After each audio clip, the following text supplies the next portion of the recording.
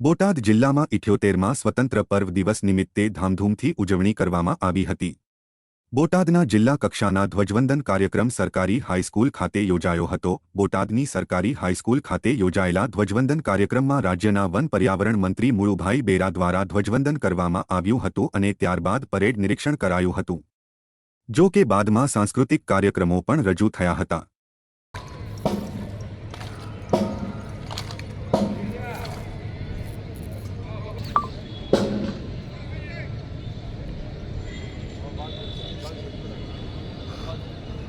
माननीय मंत्री श्री माननीय डॉक्टर जेसी रॉय मैडम श्री बोटाद जिला कलेक्टर श्री माननीय एसपी साहेब श्री ની ઉપસ્થિતિ બોટાદ નગરજનો જોરદાર તાળીઓની ધૂમ સાથે એમનું આહવાનને આપણે આવકારીએ છીએ।